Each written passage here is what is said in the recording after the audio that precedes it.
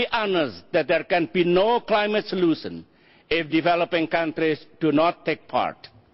In the spirit of thinking outside the box, in September this year, Indonesia declared emission reduction target of 26% from business as usual by 2020. This can be increased to 41% with enhanced international assistance.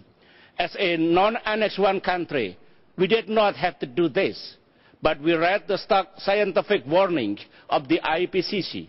So we set our new reduction target because we wanted to be part of the global solution. And fifth, it is also in the spirit of us, develop and developable on the question of MRs that were legally bound by to cut your emission tech, your emission only increase. We must heed that lesson as we set our sight is not an outrageous idea. If we all set our respective target, we need to know if we are making progress in reaching those targets.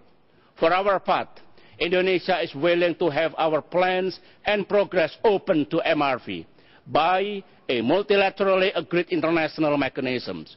It's time for the game to change a little. How important transparency is in this endeavor. We too expect it from many, I should say from others.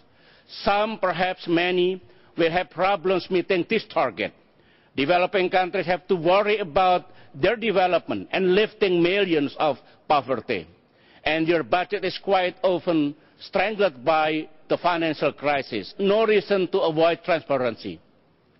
MRV is also needed to ensure that the support to developing countries are well objective.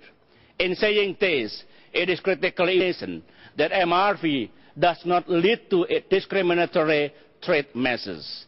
In this connection, Indonesia proposes that there is an international effort to establish a credible count to determine the carbon emissions of each country. Indonesia will the world. There is nothing to such claim is true today. Get the number right in circles, and it will be difficult for us to have effective plan to deal with emission. So these are my 5 points. One critical forest. Massive deforestation have taken developed countries, so the hope for preserving carbon sink now hangs on the forest in the developing world. As we move forward, I appeal to all of you to not take forestry nation for granted. Our forests are the key to the global climate solution. We must now inject a new economic logic, where it is more beneficial for nations and communities to keep the trees up than to chop them down. Forestry nations must have something to gain in committing to avoid deforestation. This is why interim financing is critical. It must be part of the global solution.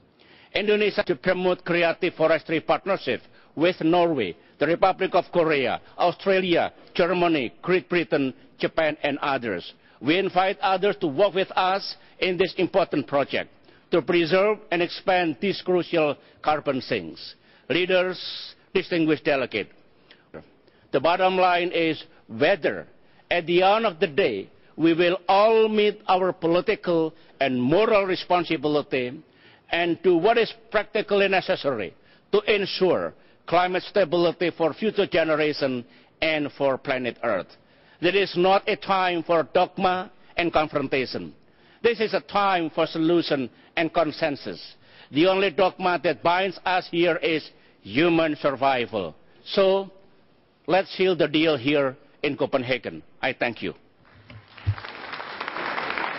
The conference thanks the President.